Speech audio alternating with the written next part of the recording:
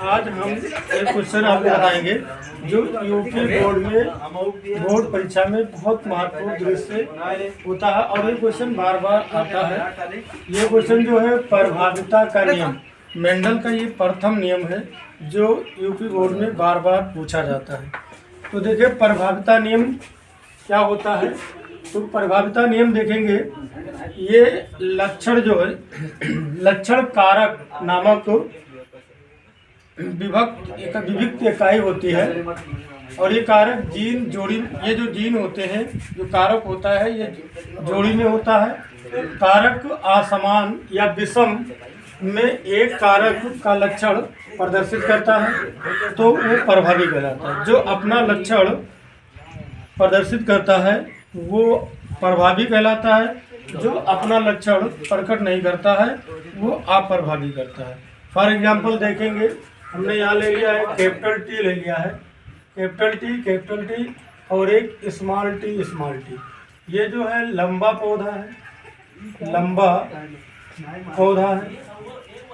पौधा है और ये जो है बौना पौधा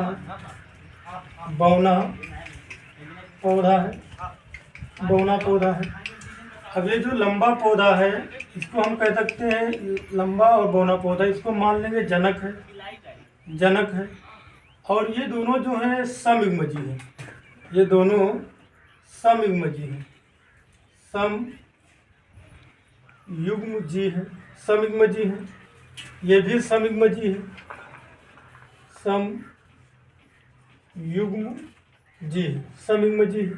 समयुग्मजी का मतलब ये होता है दोनों जीन समान हो।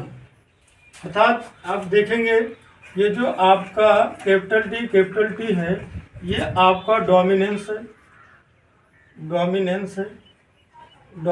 है। इसी को कहा जाता है प्रभावी। और ये देखेंगे जो स्मॉल टी है ये जो होता है रिसेसिव होता है। इसी को कहा जाता है हिंदी में अप्रभावी कहते हैं, अप्रभावी कहते हैं। अब देखिए प्रभावी अप्रभावी क्या मतलब क्या होता है। अगर इसमें हम असूत्री विभाजन करते हैं तो ये कैपिटल टी यहाँ आएगा और यहाँ पर स्मॉल टी आएगा। ये जो होता है दोनों ये युग्मक होता है, ये जो होता है युग्मक होता है।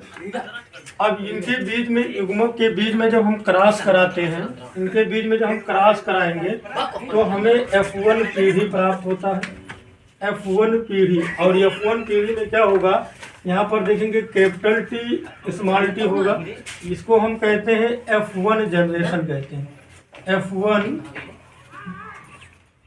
F1 जनरेशन कहते हैं, F1 जनरेशन कहा जाता है। ये जो है हमारा निकल गया है F1 जनरेशन।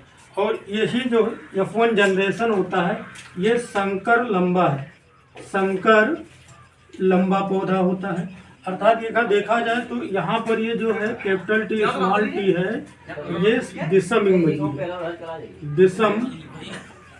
युग्मजी है।